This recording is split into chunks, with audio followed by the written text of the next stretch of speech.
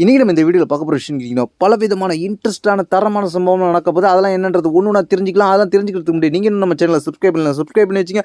இதே போல் interesting wrestling பார்க்குறவங்க ஃப்ரெண்ட்ஸுக்கு இந்த வீடியோ ஷேர் பண்ணி விட்டுட்டு நம்மளை டேக் பண்ணி விட்டுட்டு தொடர்ந்து பாருங்கள்.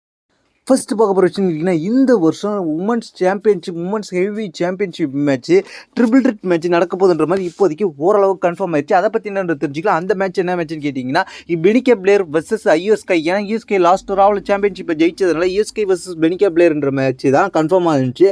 இப்போ வந்து அந்த மேட்ச்சை வந்து இன்னும் டிஸ்ட் பண்ண விதமாக WWE என்ன பண்ணியிருக்காங்க, இந்த மேட்ச்சுக்கு இந்த வார ஸ்டோரி லைனில் ரீகரி பிளேயர் வந்து பெனிகே பிளேயர் கூட கான்ட்ரவர்சியாக இருக்கும்போது இது இடையில யூஎஸ்கே உள்ள வந்து ரெண்டு பேரையும் அட்டாக் பண்ணுவாங்க.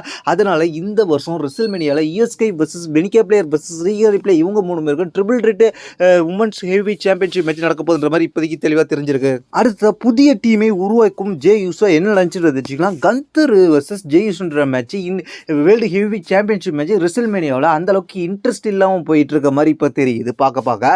ஏன்னா அந்த அளவுக்கு இன்ட்ரெஸ்ட் இல்லாத ஸ்டோரியில் புதுசாக ஒரு ஸ்டோரியில் உள்ள கொண்டு வந்து ஹைப் ஏற்றலாம் அப்படின்ற மாதிரி WWE முயற்சி பண்ண போகிறாங்க.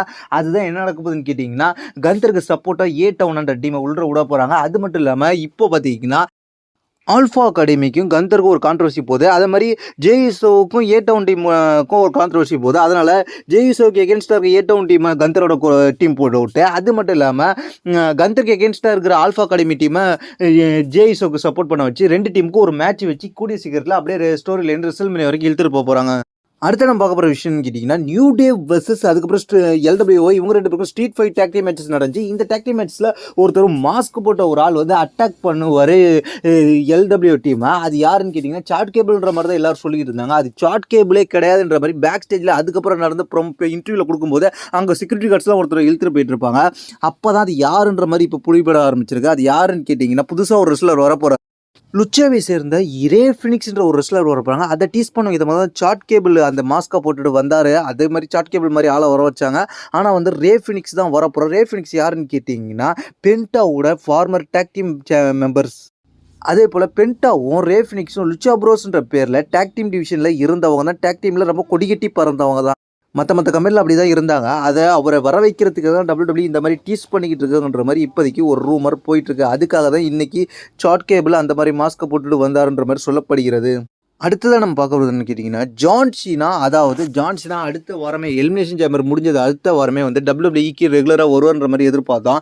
WWEக்கு ஜான் சீனா வரவே இல்லை. எலிமினேஷன் சேம்பரோட போயிட்டார். ராக்கும் வரவே இல்லை. கோடி ரோட்ஸ் மட்டும்தான் சொன்ன ப்ரொமோவே திருப்பி சொல்கிறாரு. அவர் தான் ப்ரொமோ கொடுத்துக்கிட்டு இருக்காரு. ஸ்மாக்டவுன்ல இருந்தாலும் சரி ராவ்லையும் சரி. இப்போது வந்து ஒரு முக்கியமான அப்டேட் கிடைச்சிருக்கு. ஜான் சீனா அடுத்த வாரம் ராவுக்கு வரப்போகிறார். கோடி ரோட்ஸும் இருக்க போகிறார். அதனால் இவங்க ரெண்டு பேருக்கும் ஒரு பயங்கரமான பேரவல் அடுத்த வாரம் நடக்க போகுதுன்ற மாதிரி இப்போதைக்கு இருக்கு. இவங்க ஸ்டோரி இல்லைன்னா அடுத்த கட்டத்துக்கு கொண்டு போகிறாங்க. WWE இப்போ அஃபிஷியலாக கன்ஃபார்ம் பண்ணியிருக்காங்க. இதை பற்றி உங்களுடைய கருத்து என்னன்றது கீழே உள்ள கமெண்ட்ஸ் கமெண்ட்டுங்க. தேங்க்ஸ் ஃபார் வாட்சிங்.